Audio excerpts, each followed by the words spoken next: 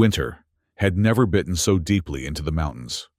The elders of the nomadic hunting tribe spoke in hushed tones around the central fire.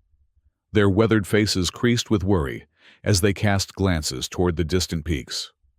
Snow had fallen for 40 days without pause, burying the lower valleys and driving game to unknown refuges.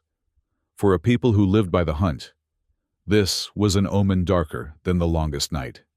Ryan pulled his worn fur cloak tighter around his shoulders as he trudged through knee-deep snow toward his modest dwelling at the edge of the settlement. At half the height of most men in the tribe, each step required twice the effort. But he had long ago learned to convert struggle into strength. His compact frame moved with practiced efficiency through the harsh landscape, conserving energy where others wasted it. "Brother, you've returned!" Mara's voice rang out from their shelter, her slight form appearing in the doorway. 3 years younger than Ryan's 20 summers, she shared his diminutive stature, but none of his somber outlook. Her eyes widened at the empty game sling across his back. "No luck again?" Ryan shook his head, stamping snow from his boots before entering their home. Little more than a reinforced tent of animal hides stretched over a wooden frame, but warmer than most in the settlement, thanks to his methodical insulation techniques. "The usual hunting grounds are barren. Even the winter hares have vanished." The siblings' parents had succumbed to fever 2 winters past, leaving Ryan as Mara's sole protector. Their small stature, a trait inherited from their mother, who had come from a distant southern tribe, had always set them apart. In a society that venerated physical prowess, they existed on the periphery, tolerated but rarely respected. "The tribal council has called for a grand hunt tomorrow," Mara said, stirring a pot of thin stew over their small fire. "Everyone capable of wielding a spear is to join. Eldrick announced it while you were gone." Ryan's expression darkened. Eldrick was the oldest of the tribal elders, a stooped figure whose advanced years had softened his view of those deemed different.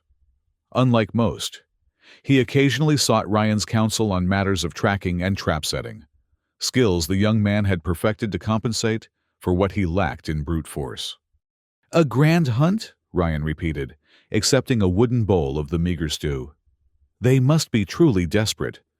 "They are," Mara confirmed. 3 children collapsed from hunger yesterday. The food stores won't last another fortnight." She hesitated, then added, "Tredrick is leading the hunt." Ryan's hand tightened around his spoon. Tredrick was everything Ryan was not: tall, powerfully built, and the tribe's most celebrated hunter. He was also the most vocal critic of Ryan's place among the hunters, never missing an opportunity to highlight what he perceived as weakness. "Then I suppose I'd better sharpen my spear," Ryan said, his voice carrying a resignation that didn't reach his eyes, where determination smoldered like banked coals. Dawn broke with reluctant gray light across the snowbound landscape. Nearly 40 hunters had gathered in the central clearing, their breath forming clouds in the frigid air.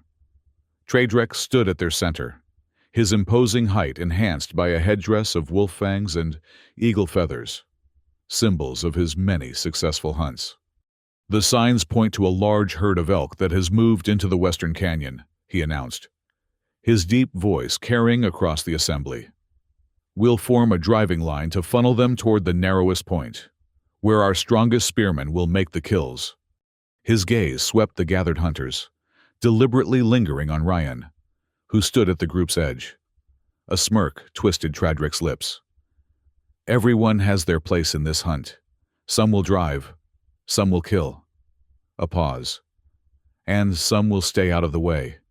Laughter rippled through the crowd. Ryan felt the familiar heat of shame and anger rising in his chest, but kept his expression neutral.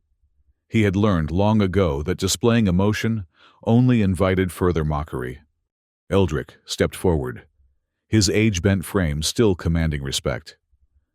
"Every hunter brings their own strength," he said, his rheumy eyes finding Ryan. "Today, we need all strengths." Tredrick's jaw tightened momentarily, before he nodded with performative deference to the elder. "Of course. Let's move out.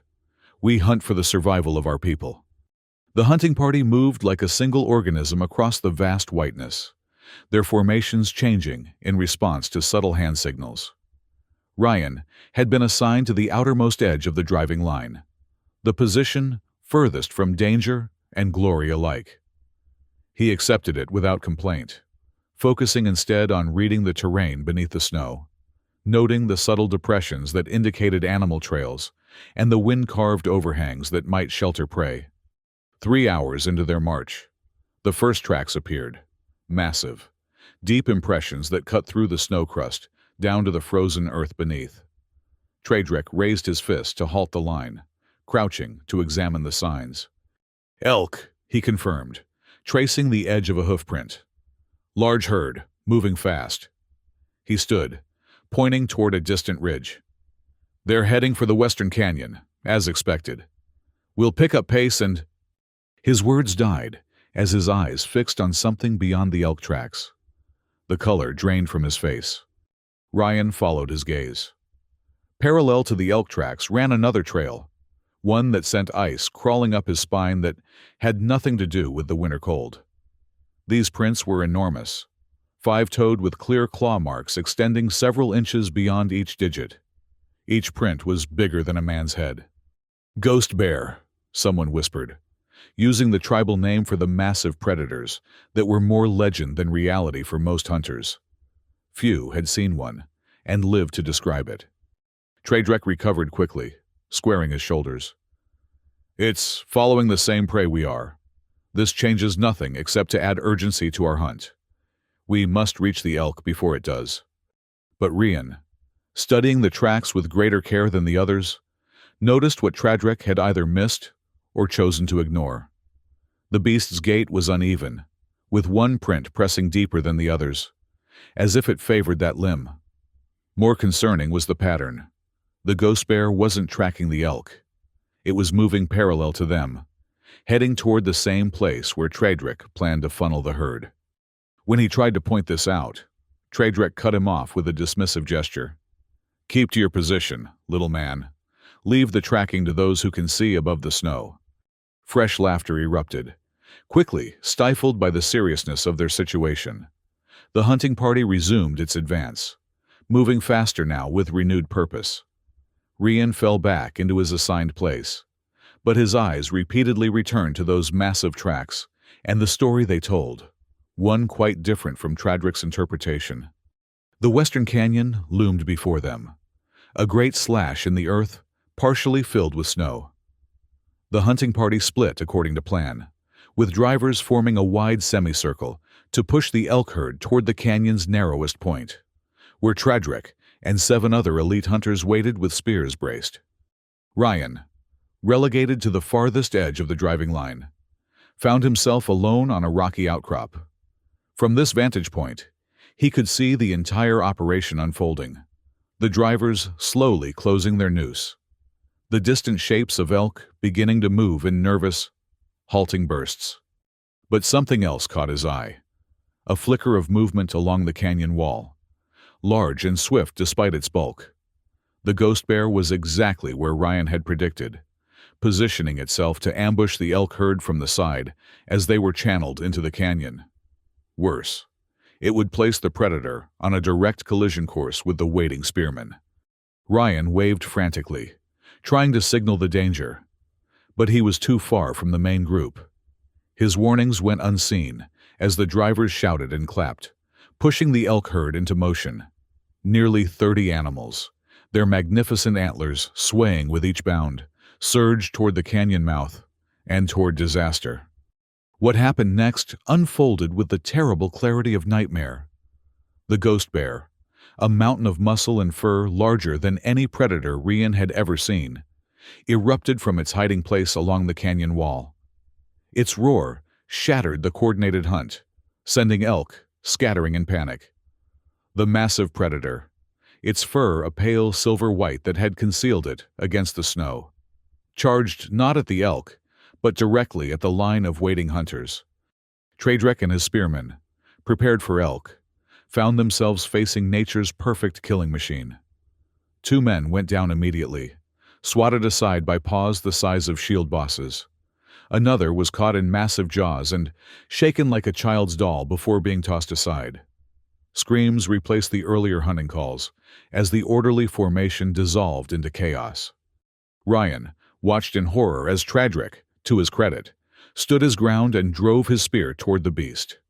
The weapon struck true, but barely penetrated the thick hide before snapping. The ghost bear reared up to its full height, easily twice the height of the tallest hunter, and brought its weight crashing down.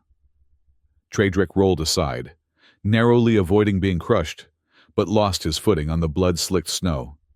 Without conscious thought, Rian found himself running toward the melee, drawing the small hunting knife that was his primary weapon. He had no illusion about confronting the bear directly. That would be suicide. But his mind raced with the terrain features he had noted earlier. 50 paces to his right lay a snow-covered outcropping that overhung a steep drop. If the bear's weight could be directed there— "Here!" Ryan shouted, his voice thin in the vast whiteness. He slashed his palm with his knife, letting blood drip onto the snow. The ghost bear, having knocked Tradrick unconscious with a glancing blow, swung its massive head toward the new sound and scent. Its eyes, intelligent, cold, calculating, locked onto Rian. The beast dropped to all fours again, its injured leg momentarily buckling before it compensated. Rian noted the wound now, a deep gash along its right shoulder, festering and partially frozen. The ghost bear charged. Ryan waited until the last possible moment before diving aside, rolling through the snow toward the overhanging outcrop. The massive predator, unable to arrest its momentum, skidded past him. Ryan scrambled to his feet and ran directly toward the outcropping, hearing the thunder of pursuit close behind. "Over here!" he called to the surviving hunters, waving them toward more stable ground while continuing to draw the bear toward the precarious ledge. Only a few responded, helping their wounded comrades retreat. Most, including those attending to the still unconscious Tradrick, seemed frozen in place, watching the suicidal game of cat and mouse. Ryan reached the outcropping and turned to face the charging predator. The ghost bear, focused entirely on its prey, failed to notice the subtle change in the snow surface. Its enormous weight came down on the unsupported overhang, and with a sound like thunder, the snow shelf collapsed. The bear roared in surprise as it plunged into the ravine below, disappearing in a cascade of snow and broken ice. The echoes of its fall reverberated across the canyon before fading into a silence broken only by the moans of the wounded. Ryan approached the edge cautiously, peering down to confirm the threat had been neutralized. What he saw made his heart sink. The ravine was barely 20 feet deep, a fall that might kill a man but would only injure a creature of the ghost bear's size. Already, the massive predator was struggling to its feet among the debris, shaking off the impact. Its eyes, when they lifted to find Ryan watching from above, held something that made his blood freeze: recognition and what could only be described as hatred. The bear attempted to climb the ravine wall but slipped back, its injured leg unable to support its weight in the climb. It roared in frustration, the sound making the very air tremble. "It's trapped for now," Ryan called to the other hunters as he backed away from the edge. "But not for long. We need to leave, all of us, now." The wounded were gathered up, including Tradrick, who had regained consciousness, but remained dazed. The hunting party retreated in disarray, their original purpose forgotten in the wake of the attack. 3 hunters had been killed, and 5 more seriously injured. What had begun as a desperate attempt to feed the tribe had become a bloody catastrophe. As they limped back toward the settlement, shock gradually gave way to anger. Voices rose, questioning the decision to hunt in ghost bear territory, demanding to know why the tracks hadn't been properly interpreted. Tradrick, his pride wounded more severely than his body, found a convenient target for the blame. "The little man was supposed to be watching the left flank," he accused, pointing at Rian. "He should have warned us sooner." The fact that Rian had tried to warn them, and had ultimately saved many of their lives, was conveniently forgotten. By the time they reached the settlement, a narrative had formed. The disastrous hunt had been compromised by the weakest link in their chain. The village erupted in activity, as the wounded were tended to, and the dead prepared for their final ceremonies. Rian slipped away to his dwelling, where Mara waited with wide, frightened eyes. "The hunters are returning with dead and wounded," she said. "What happened?" Ryan sank onto his sleeping furs, suddenly exhausted. "A ghost bear. It was hunting the same elk we were." He described the encounter, including his desperate gambit and the bear's temporary imprisonment in the ravine. Mara listened in silence, then said what Ryan himself had been thinking. "It won't stay trapped, and when it frees itself, it will come for us," Ryan finished. "It saw me. It will remember." That night, as the tribe mourned their dead and the council debated their next actions, Ryan lay awake, replaying the encounter in his mind. The ghost bear's intelligent eyes, its festering wound, the hatred in its gaze when it looked up from the ravine, all suggested this was no ordinary predator. There was something deeply personal in its attack, as if the hunters had transgressed against it specifically. A new thought struck him. The bear had been tracking the elk herd, but hadn't attacked them. Instead, it had bypassed easy prey to charge directly at the hunters. That wasn't normal predator behavior. Decision crystallized in his mind. As the settlement finally fell into exhausted slumber, Rian rose quietly, gathering his few weapons and supplies. Mara stirred as he prepared to leave. "Where are you going?" she asked, instantly alert. "Back to the canyon," he replied. "I need to understand what we're facing." Mara sat up, alarmed. "Alone? That's madness. Ryan, the ghost bear—" "Will come for us regardless," he finished. "Better to know when and how than to wait in ignorance." She studied him for a long moment, then nodded. "Take the spearhead Father made for you, the metal one." Ryan's hand went to the small iron spearhead, wrapped in leather at his belt.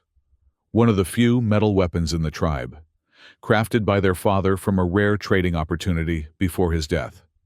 He had never used it, saving it for a moment of true need. "I'll return by midday tomorrow," he promised. "If I don't—" "You will," Mara said with fierce certainty. "You always find a way." Traveling at night through the snow-covered mountains would have been suicide for most. But Ryan had spent years learning to navigate by stars and shadow. His small stature, so often mocked, allowed him to move through the snow with less effort than larger men, distributing his weight more evenly across the treacherous surface. He reached the canyon as the moon reached its zenith, casting the landscape in silver light that reminded him too much of the ghost bear's fur. The scene of the earlier chaos was written clearly in the trampled snow, the elk tracks scattered in all directions, the wider depressions where hunters had fallen, dark stains where blood had seeped into the whiteness. With extreme caution, Ryan approached the ravine where the bear had fallen. As expected, it was empty. The massive predator had escaped its temporary prison, leaving deep gouges in the snow and earth where it had finally clawed its way out. But instead of heading toward the settlement, as Ryan had feared, the tracks led deeper into the canyon. Curious and wary in equal measure, he followed the trail. The bear was injured and would seek shelter, likely a cave or overhang where it could recover its strength.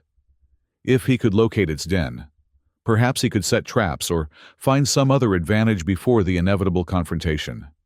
The tracks led him on a winding path through the canyon, sometimes disappearing where bare rock replaced snow, requiring him to search carefully for signs of passage, a disturbed stone, a tuft of fur caught on an outcropping.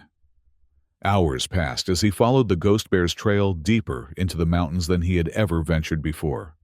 Finally, as the eastern sky began to lighten with the first hint of dawn, the canyon opened into a sheltered valley. Here, Hot springs kept parts of the ground free from snow, creating small oases of relative warmth. Steam rose in ghostly tendrils, carrying the mineral scent of the earth's depths. The bear's tracks led directly to the largest of these springs, where they disappeared into a cave mouth partially hidden by a frozen waterfall. Rian approached with utmost caution, all senses straining for any sign of the predator. When he was within 20 paces of the cave, a sound stopped him in his tracks. It wasn't the roar he expected, but something far more unsettling. A low, keening moan that contained such profound misery it scarcely seemed animal. The sound rose and fell, echoing from the cave like the lamentation of a spirit in torment.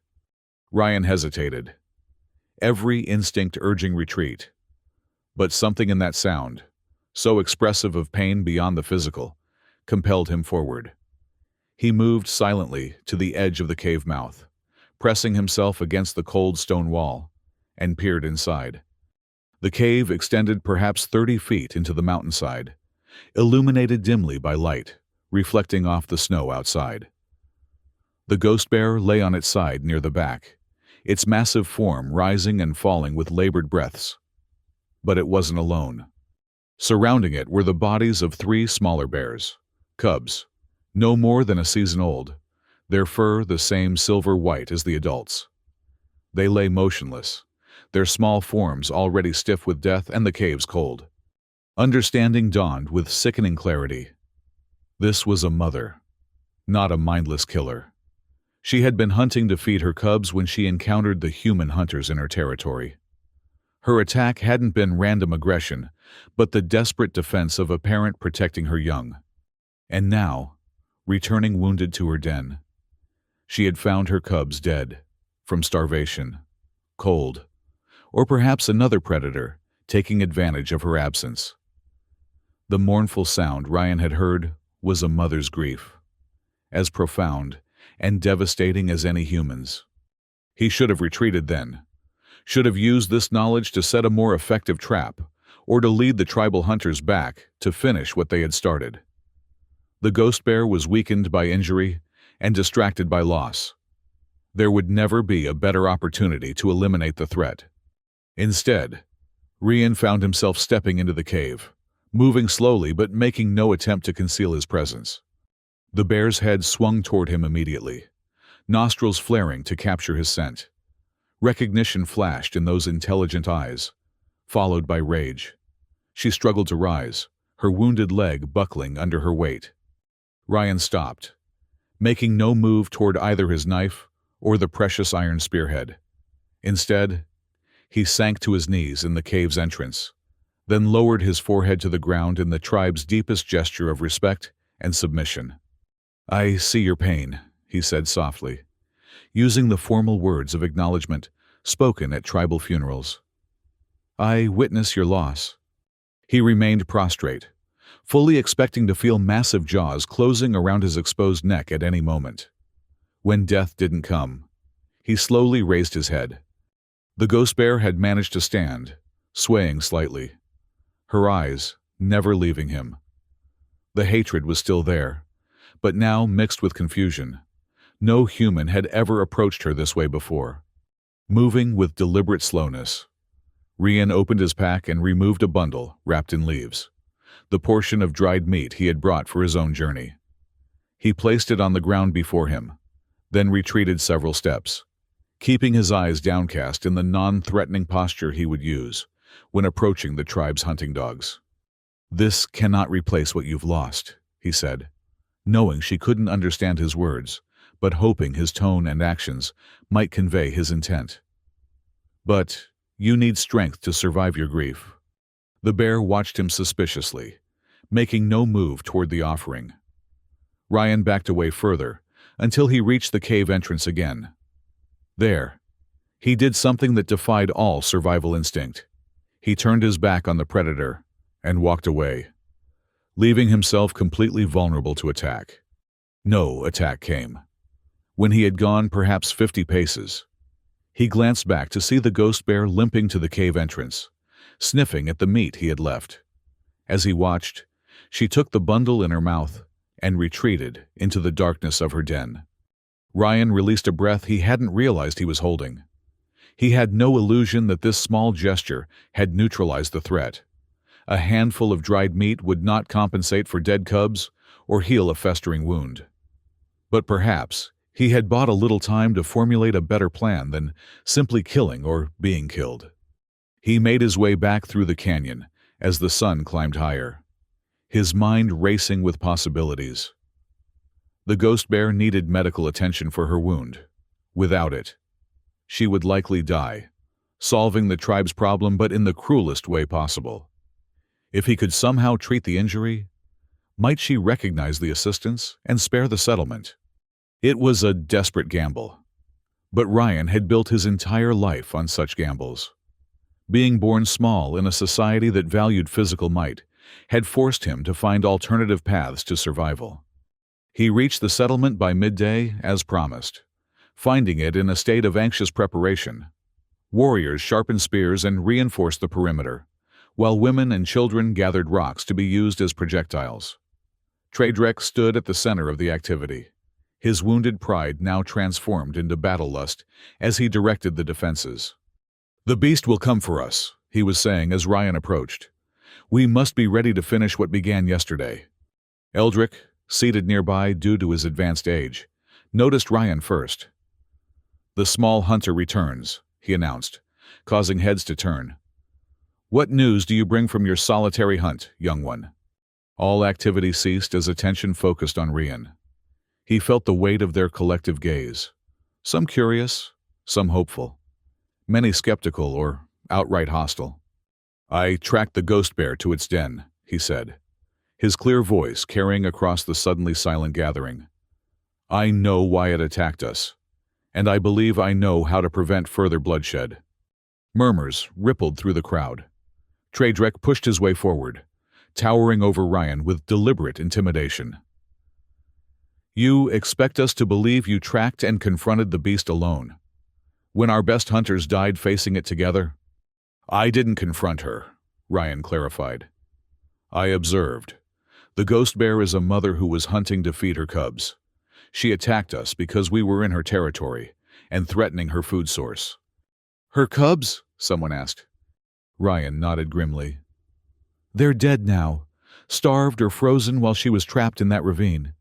She's grieving, wounded, and still dangerous, but she's not a mindless killer." Traedrek scoffed. "So we should pity the monster that killed our brothers? This is the wisdom you bring?" "I bring understanding," Ryan countered, "and a possible solution that doesn't require more death on either side." He outlined his plan: to return to the bear's den with medicinal herbs and fresh meat, to treat her wound if she would allow it, and potentially establish a truce of sorts. The tribe would need to avoid the Western Canyon until spring, giving the ghost bear time to recover and move on to new territory after her period of mourning. The response was predictably divided.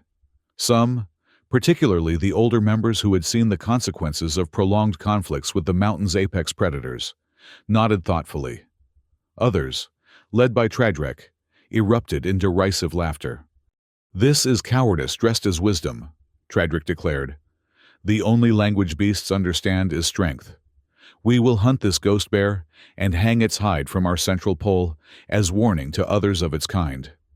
Eldrick raised a gnarled hand, silencing the growing argument. "Both paths have merit," the elder said diplomatically. "But we must choose one. I propose this. Ryan will have until tomorrow's sunset to attempt his communion with the beast. If he succeeds, we may all benefit from the wisdom of peaceful coexistence. If he fails—" "When he fails," Traedrek interjected. "Or, more likely, when he fails to return at all, we will follow the true hunter's path. We will track the beast and kill it." The elder inclined his head in reluctant agreement. "So be it. Ryan, take what supplies you need for your attempt. The rest of us will prepare for the alternative." As the gathering dispersed, Mara approached her brother, her expression a complex mixture of pride and fear. "You saw the ghost bear and lived," she said. voice hushed with awe. But to go back, to try to heal it. Rian, this isn't like setting a broken wing on a hawk or pulling thorns from a wolf pup's paw. This is a ghost bear. She's still a mother who has lost her children, Ryan replied softly. Pain is pain, whether it belongs to a human or a bear. Mara studied him for a long moment, then nodded. What do you need me to gather? With his sister's help, Ryan collected the necessary supplies, poultices of pine resin, honey, and crushed herbs for drawing out infection, clean moss for packing wounds, strips of hide for binding, and as much fresh meat as they could spare from the tribe's dwindling stores. He also took a small clay pot of burning embers to help ward off the night's cold and potentially cauterize the wound if necessary. As he prepared to depart at dawn the following day, Eldrick approached, leaning heavily on his walking staff. The old man's rheumy eyes held a peculiar light as he studied Ryan's preparations. My grandmother spoke of ghost bears, he said without preamble. She claimed they were not merely animals but spirits of the mountains taking physical form. She said they could sense the truth in a human heart. Ryan looked up from securing his pack. Do you believe that, Elder? Eldrick's weathered face creased in a faint smile. I believe there is more wisdom in your approach than Tradrek is capable of understanding. Whether you succeed or fail, you honor our true traditions, respect for all life, not merely human life. From a pouch at his belt, the Elder withdrew a small object wrapped in soft hide. He placed it in Ryan's palm, a carving of a bear made from pale green stone, worn smooth by generations of handling. A talisman, Eldrick explained. Said to help the bearer speak with bearkind. It has been passed down through my family since before our people came to these mountains. Ryan closed his fingers around the cool stone, feeling its weight, insignificant in physical terms but immense in symbolic value. For the Elder to part with such a treasured artifact was unprecedented. I will return it to you, he promised. Eldrick shook his head. Whether you return or not, it has found its proper bearer. He placed a gnarled hand on Ryan's shoulder. You see with different eyes than the rest of us, small hunter. Perhaps that is exactly what is needed now. The journey to the ghost bear's den seemed both shorter and more ominous the second time. Ryan moved swiftly through terrain that had become familiar, his mind focused on the confrontation to come. The stone talisman hung from a leather cord around his neck, occasionally tapping against his chest like a second heartbeat. He reached the hot springs valley as afternoon light began to fade from the sky. Steam rose more prominently in the colder air, creating a shifting veil that transformed the landscape into something dreamlike and otherworldly. Approaching the cave with greater confidence than before, Rian paused at the entrance to prepare himself. First, he laid out an offering of fresh meat some distance from the cave mouth, far enough to give the bear space, close enough to catch her scent. Then, he gathered dry wood from the areas kept snow-free by the hot springs and built a small fire near the offering, transferring the embers from his clay pot to ignite it. The flames would provide light for his work and might help lure the injured predator from her den of grief. As darkness fell completely, Rian sat cross-legged beside his fire, waiting with the patient stillness he had cultivated over years of hunting. He held the stone bear talisman in his palm, rubbing his thumb over its smooth contours, drawing comfort from its solidity. Nearly 2 hours passed before a sound from the cave signaled movement. Ryan remained motionless as the ghost bear's massive form appeared at the entrance, her silver-white fur catching the firelight.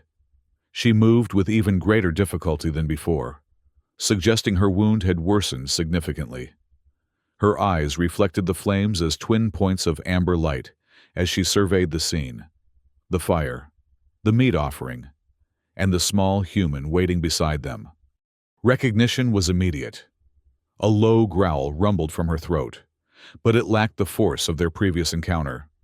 Weakness and pain had tempered her rage, though Ryan harbored no illusion that she was any less dangerous. He kept his movements slow and deliberate as he placed the stone talisman on the ground before him. Then, bowed his head in the same gesture of respect he had offered the day before. When he looked up, the bear had limped closer to investigate the meat. She sniffed it cautiously, then consumed it in several powerful bites, her eyes never leaving Rian. "Your wound needs cleaning," he said softly, reaching for his pouch of medicinal supplies with telegraphed slowness. "The flesh is rotting. It will kill you if left untreated." The ghost bear watched his movements, her head tilted slightly as if trying to decipher his words. Encouraged by her lack of aggression, Rian slowly rose to his feet, gathering his medical supplies and taking a burning branch from the fire to provide closer light. "I'm going to approach now," he narrated, maintaining a calm, even tone. "I need to see the wound on your shoulder." He took one step forward, then another, moving on a diagonal path that would bring him to her injured side without approaching head-on, a posture that might be perceived as threatening. The bear tracked his movement, muscles tensing visibly, but made no move to attack or retreat. When he was within 10 feet, close enough to smell her wild scent, a mixture of fur, blood, and the mineral tang of the hot springs, she growled again, this time with more force. Rian immediately stopped and sank to his knees, making himself smaller, less threatening. "I understand your fear," he said. "Trust comes hard to both our kinds." An idea formed. With slow movements, he unwrapped a portion of the medicines he had brought and placed them on a flat stone. Then he removed his outer fur garment, exposing his upper body to the cold night air. With deliberate motions, he drew his knife and made a shallow cut across his forearm. The bear's nostrils flared at the scent of fresh blood. Rian winced at the self-inflicted pain, but proceeded with his demonstration, applying the pine resin and herb mixture to his own wound, then binding it with a strip of clean hide. "See," he said, displaying his bandaged arm.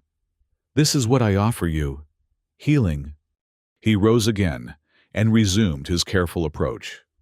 This time, the ghost bear remained still, watching with what seemed like curiosity rather than hostility. When he finally reached her side, close enough to feel the heat radiating from her massive body and the stirring of air from her breath, Rian held his own breath in wonder and terror.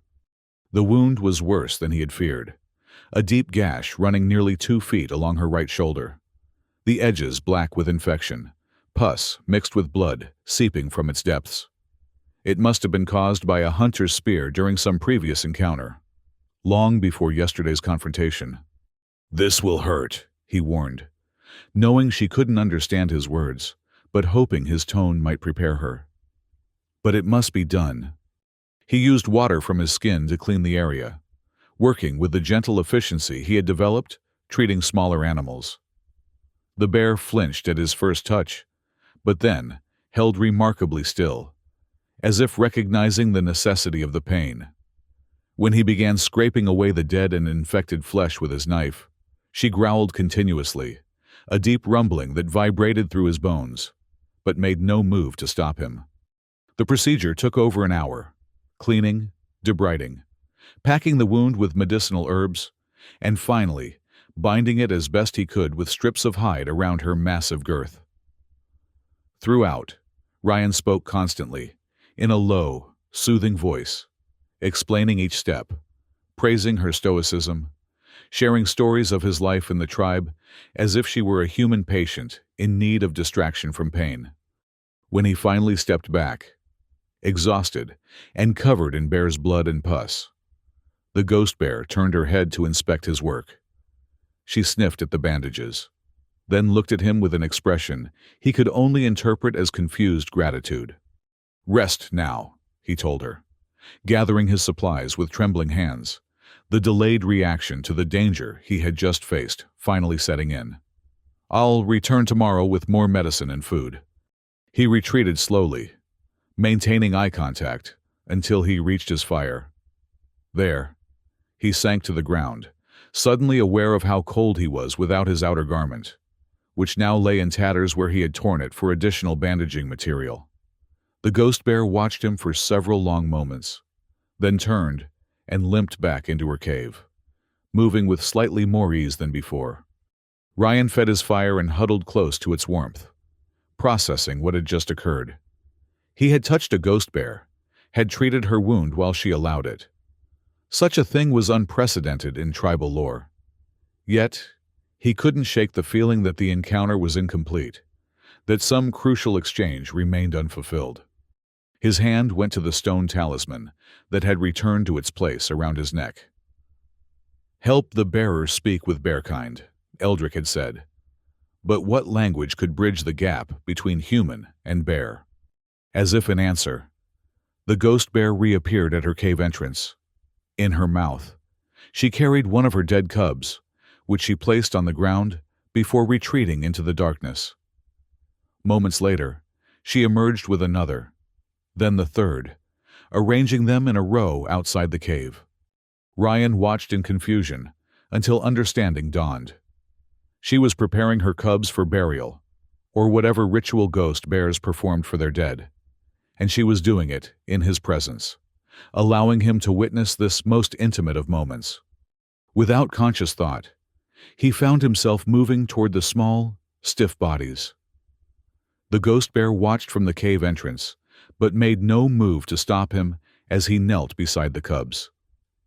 They were beautiful in death, perfect miniatures of their mother, their silver-white fur unmarred by violence. They had not died from predator attack, but from cold or hunger, their small bodies simply giving up in their mother's absence. "I will help you honor them," Ryan said softly. Working by firelight, he gathered stones from around the hot springs, selecting the flattest pieces to create 3 small cairns. The ghost bear observed without interference as he carefully placed each cub on a bed of clean moss, then covered them with the stone cairns. As he worked, he sang the tribe's morning song, a wordless melody that rose and fell like wind through mountain passes. When the impromptu funeral was complete, Ryan knelt before the 3 cairns and placed his hand on each in turn.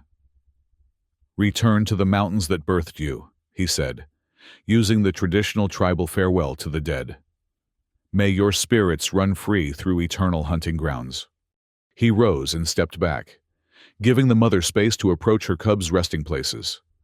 The ghost bear moved forward, sniffing each cairn carefully. Then she did something that froze Ryan's blood. She rose to her hind legs, towering over him at her full height of nearly 10 feet.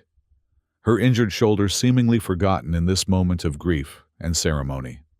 Ryan stood his ground, though every instinct screamed for flight. Death seemed certain as the massive predator loomed above him, blocking out the stars. Then, with a grace that belied her enormous size, the ghost bear lowered herself back to all fours and did the unthinkable. She knelt, her front legs folded beneath her as she bowed her great head before Ryan, mirroring the gesture of respect he had shown her. For a heartbeat that stretched into eternity, they remained thus, small man and massive predator, connected by the universal language of grief and the unexpected bond of mutual recognition. When she rose again, something had fundamentally changed between them. Ryan felt it, as surely as he felt the cold mountain air in his lungs. Not friendship. That would be too simple a word for the complex relationship they had forged. Rather, it was a covenant of sorts, sealed in shared pain and unexpected mercy. The ghost bear retreated to her cave for the night. Ryan returned to his fire, wrapped himself in his remaining furs, and slept the deep sleep of physical and emotional exhaustion. When dawn broke, he awoke to find a freshly killed mountain hare placed beside him, a gift from his unlikely ally.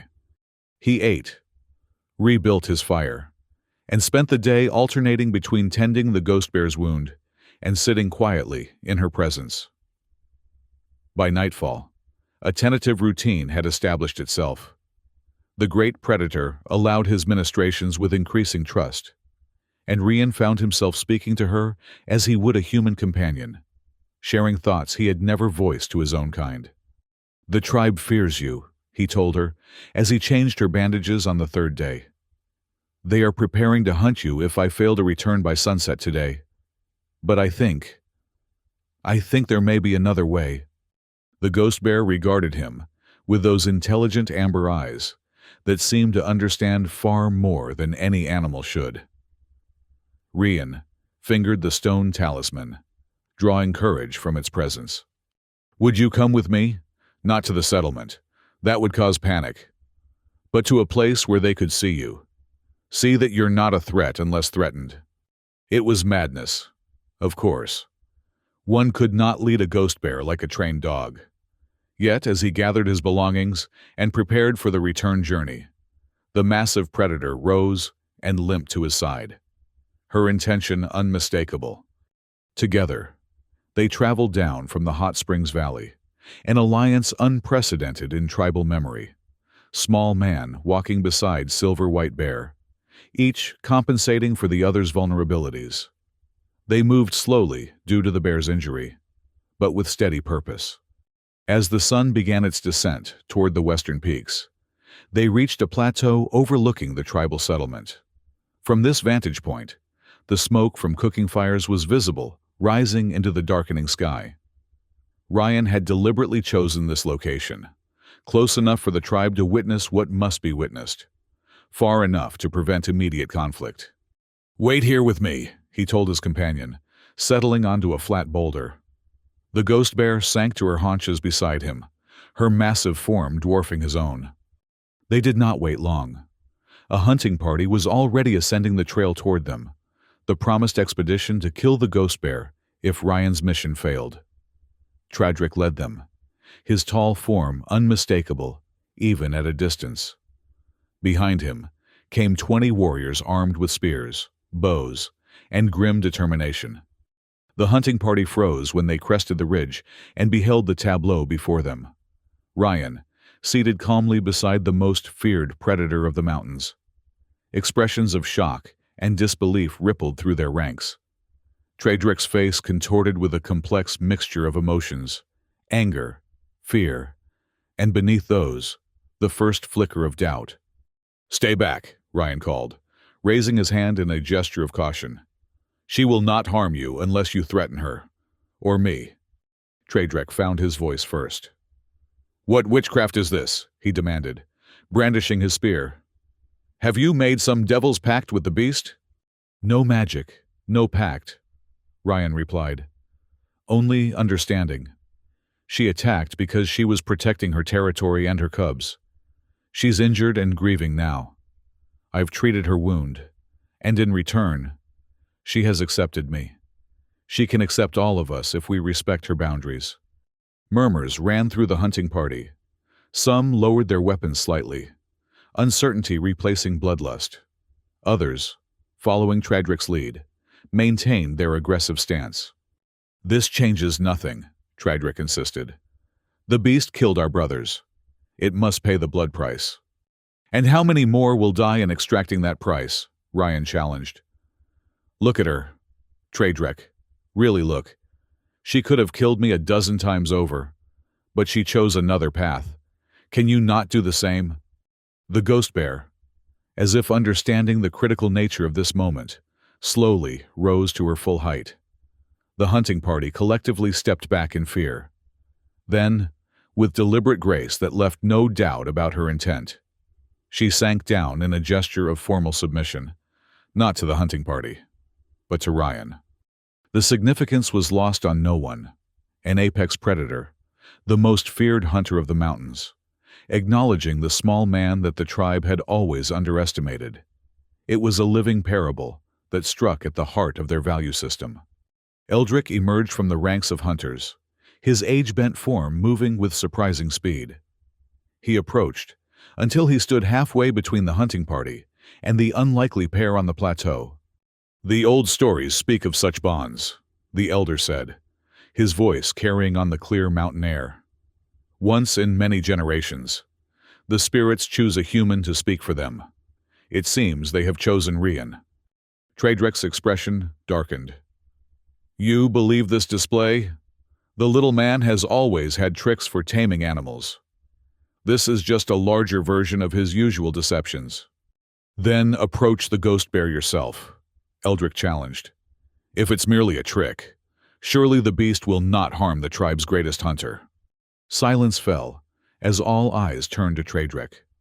The tall hunter's confidence faltered visibly as he glanced between the massive predator and the small man beside her. Something like fear flickered across his features before being replaced by stubborn pride. I fear no beast, he declared, striding forward with performative bravado. Stop, Ryan called sharply. She will tolerate me because we've built trust. She will tolerate others who show proper respect. But if you approach with aggression in your heart, she will respond in kind. Traedrek hesitated, his internal conflict playing out across his face. Finally, self-preservation won over pride. He halted his advance, lowering his spear slightly. What would you have us do, then? He demanded. Leave the killer unpunished? Allow it to hunt our territories? I would have us find balance, Ryan replied. The Western Canyon can be ceded to her until spring. We have other hunting grounds.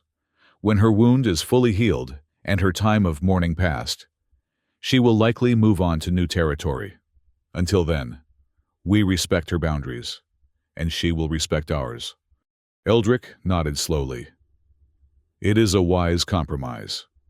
Better to bend than to break, as our ancestors taught. He turned to the hunting party. Lower your weapons. Today, we make peace instead of war. Most obeyed immediately, recognizing the elder's authority. A few, including Traedrek, hesitated longer but eventually complied. The atmosphere of imminent violence gradually dissipated, replaced by cautious wonder. The ghost bear remained in her position of formal acknowledgement, her amber eyes scanning the assembled humans. There was no fear in her gaze, only a wary acceptance that mirrored the tribe's own reaction. I will remain with her for a few more days, Ryan announced, to ensure her wound heals properly. Then, I will return to guide hunting parties safely around her territory. No one is to enter the Western Canyon without me until spring comes. It was an unprecedented assertion of authority from one who had always existed on the tribe's margins. Yet no one, not even Traedrek, challenged it. The image of the ghost bear's submission was too powerful to deny. As the hunting party departed, Eldrick remained behind. The elder approached slowly, his rheumy eyes fixed not on the bear, but on Ryan. You have changed the story of our people today, he said quietly. For generations to come, they will tell of the small man who spoke with the ghost bear. Ryan touched the stone talisman at his neck. I only did what seemed right, what my heart told me was possible. That, Eldrick said with a faint smile, is precisely what makes it legendary. He glanced at the ghost bear, who watched him with alert but non-threatening attention. She understands more than a beast should. The old stories may be truer than we knew. As the elder turned to leave, he added, When you return, there will be a place for you at the council fire. We need your kind of vision to guide us through the long winter ahead. Over the following days, Rian continued to tend the ghost bear's wound, which improved steadily under his care.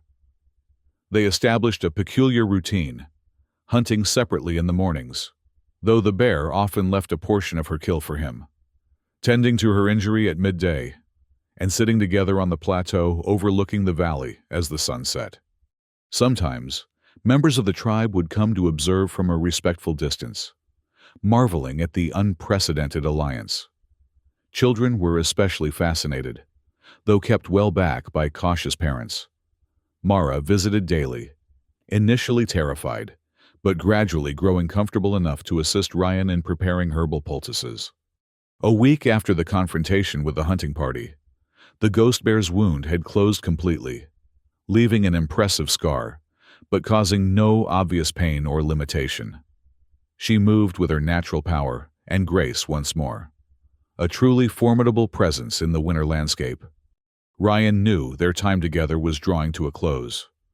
The ghost bear had no more need of his medical care, and his place was with his tribe, especially now that his wisdom was finally being recognized. Their paths would diverge, but remain connected through the agreement he had brokered.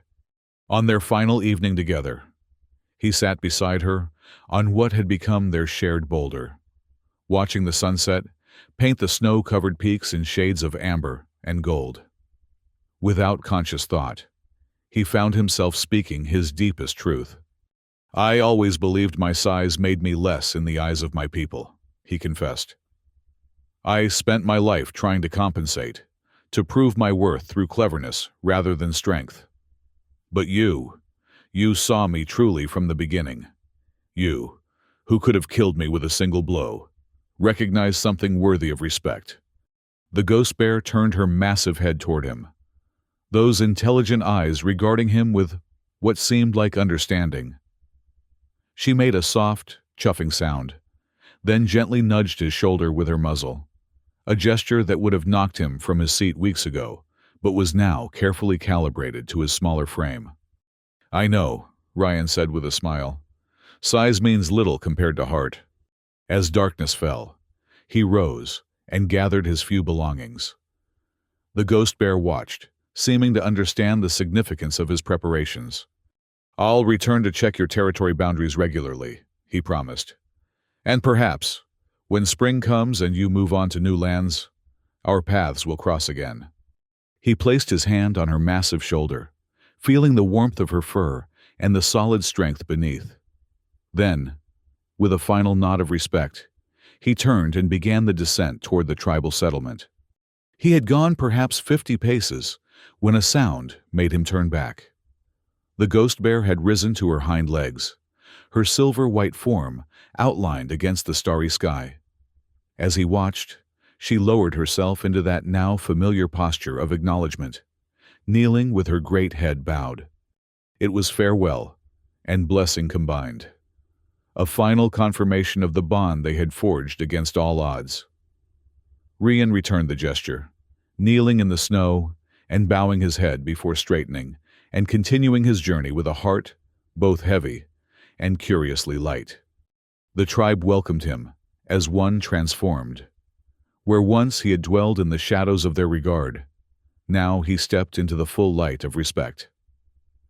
Eldrick kept his word, establishing a place for Ryan at the council fire, where his perspective on coexistence with the mountain's other inhabitants brought new wisdom to their deliberations. Traedrek, while never becoming a friend, developed a grudging respect for the small man who had succeeded where brute force had failed. Their rivalry transformed into something more productive, a counterbalance of perspectives that ultimately strengthened the tribe's decision-making. Throughout the remaining winter months, Ryan guided hunting parties safely around the ghost bear's territory. Occasionally, they would glimpse her silver-white form watching from distant ridges, not threatening, merely observing, maintaining her end of their unspoken agreement. When spring finally arrived, melting the deep snows and bringing new life to the mountains, Ryan made one final journey to the Western Canyon. As he had suspected, the ghost bear had moved on, leaving behind only tracks leading toward more distant peaks where new opportunities awaited. In the Hot Springs Valley, where they had formed their unlikely bond, Ryan found a single perfect print pressed into the mud near the cave entrance, a deliberate mark left for him to find. Beside it lay a tuft of silver-white fur caught on a thorn bush. Whether by accident or design he could not say. He collected both, making a casting of the print using clay from the spring banks and carefully wrapping the fur in a square of soft hide. These would join the stone talisman as sacred objects in his keeping, reminders of the apex predator who had knelt before him and, in doing so, had helped him stand tall among his own kind. That evening, as the tribe gathered for the spring renewal ceremony, Eldrick called upon Ryan to share his story. The elder's voice, cracked with age, but strong with purpose, silenced the assembled people. Before the stars emerge, we must hear the tale that will be told for generations, he announced. The story of the small man and the ghost bear, a reminder that true strength lies not in domination, but in understanding. As Ryan rose to speak, his hand went to the stone talisman at his neck. In the firelight, it seemed to glow with an inner life, connecting him to something ancient and wise that had always been part of the mountain's soul. The same something he had glimpsed in the amber eyes of the ghost bear. "Size," he began, his clear voice carrying across the hushed gathering, "is not the measure of courage, nor is strength the sole path to respect. Sometimes, the greatest victories come not from conquering, but from kneeling."